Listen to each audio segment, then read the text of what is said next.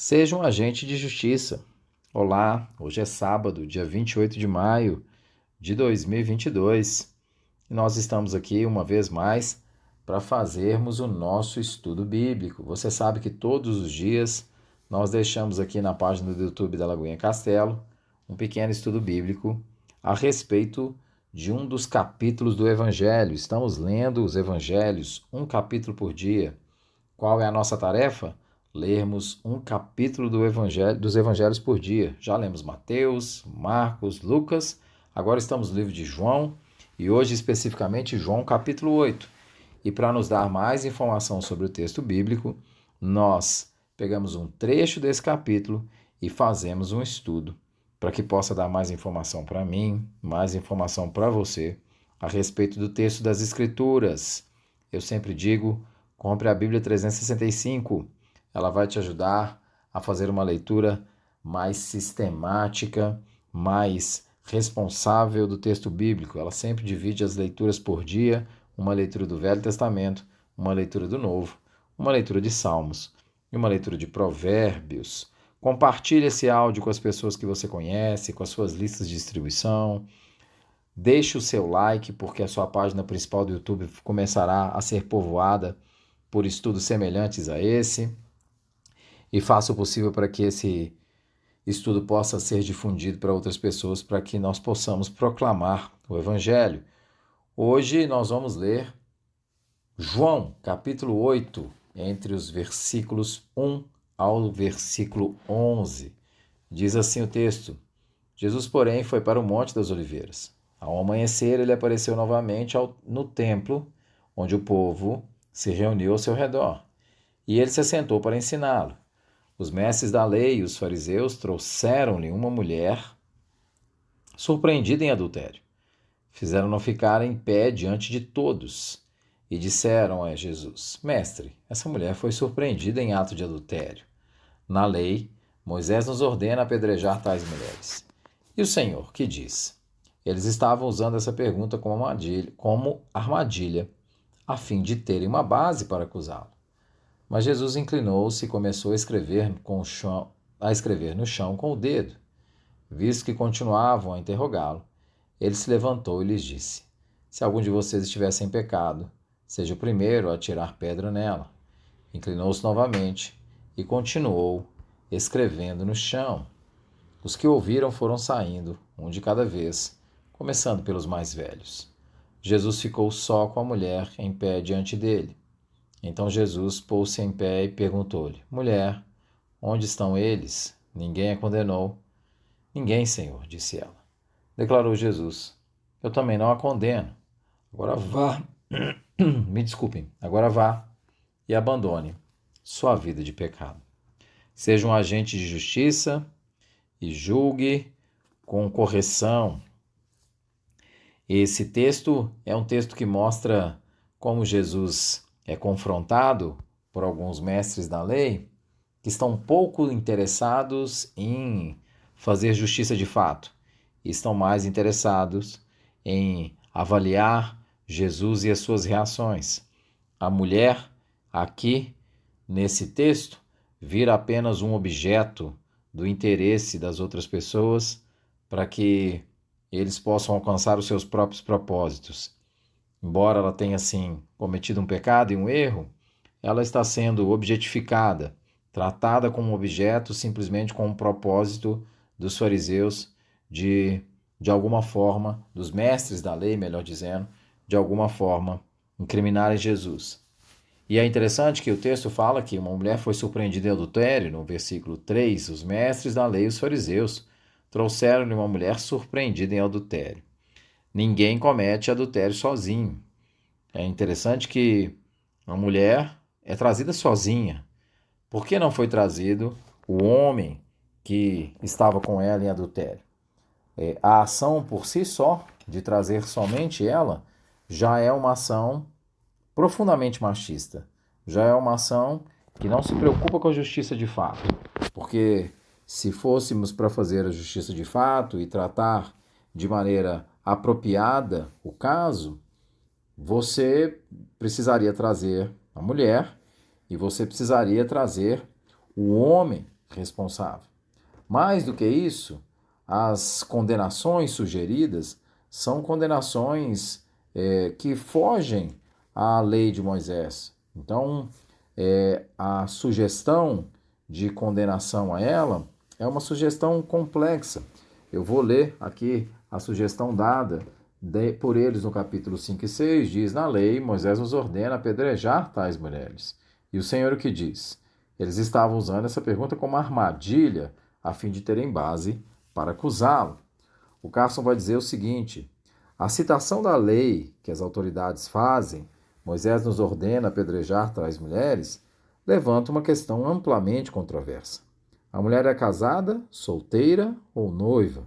Apedrejamento era a punição biblicamente prescrita para uma virgem noiva que fosse sexualmente infiel a seu noivo, uma punição que devia ser aplicada aos dois parceiros sexuais.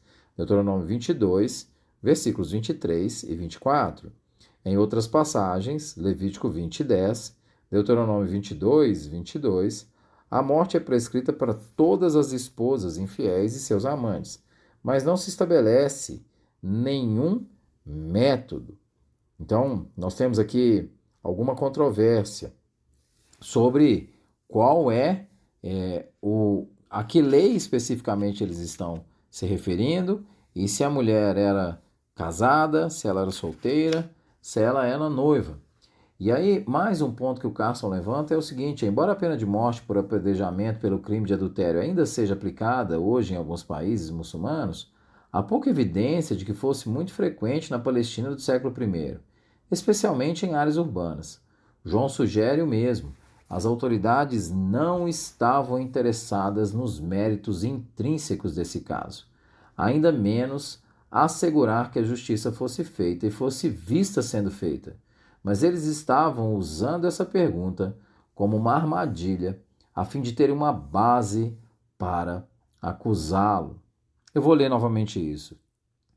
João sugere o mesmo. As autoridades não estavam interessadas nos méritos intrínsecos desse caso, ainda menos em assegurar que a justiça fosse feita e fosse vista sendo feita. Mas eles estavam usando essa pergunta como armadilha a fim de ter uma base para acusá-lo. A essência da acusação à mulher não traz nenhuma intenção de se fazer justiça.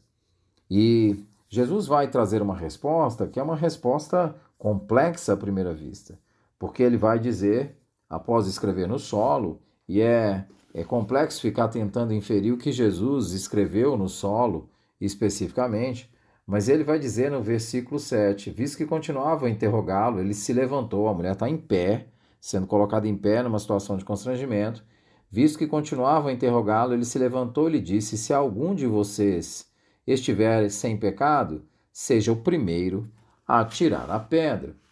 Ora, isso levanta uma questão que é, ninguém poderia, portanto, exercer nenhuma sorte de julgamento, a não ser pessoas perfeitas. Nós não teríamos pessoas perfeitas, ninguém é perfeito. Então, como Jesus utiliza essa frase? Como ele utiliza essa frase dizendo que, essencialmente, a mulher não poderia ser julgada? E, na essência, o que Jesus está dizendo aqui é, novamente, uma chamada à consciência para essa lógica de dois pesos e duas medidas. Jesus está dizendo aqui que provavelmente todos estes acusadores cometem pecados na área sexual da mesma forma. Portanto, deveriam se envergonhar de julgá-la. Deveriam se envergonhar de cometer com ela esse tipo de juízo. Novamente, o Carson vai dizer, de maneira bastante interessante, o dito de Jesus não significa que as autoridades devem ser modelos de perfeição, sem pecados, antes que a pena de morte possa ser adequadamente aplicada. Nem significa que devam estar livres de um desejo ardente, antes que se possa legitimamente condenar o adultério. Eu vou ler novamente. O dito de Jesus não significa que as autoridades devem ser modelos de perfeição, sem pecados, antes que a pena de morte possa ser adequadamente aplicada. Mas ele ressalta, como em muitas sociedades ao redor do mundo, também aqui, tratando-se de pecados sexuais, era muito mais provável que a mulher fosse mais prejudicada legal e socialmente que seu amante. O homem podia levar uma vida respeitável, entre aspas, enquanto mascara os mesmos pecados sexuais. A condição simples apresentada por Jesus deixa de lado o padrão de 2 pesos e 2 medidas e apela diretamente à consciência. A ideia de Jesus é: por que vocês estão trazendo essa mulher? Por que essa atitude machista? Por que essa atitude de trazer a parte mais frágil, aquela que já é prejudicada, e simplesmente condená-la ainda mais para os seus próprios interesses? E Jesus restabelece um julgamento justo. Quando todos eles começam a deixar as pedras e vão embora, Jesus vira para ela e restabelece um julgamento justo. Jesus não afaga a cabeça dela no pecado. Ele diz e pergunta a ela: mulher, onde estão eles? Ninguém a condenou? Ninguém, disse ela. Declarou Jesus: eu também não a condeno. Agora vá e abandone essa vida de pecado.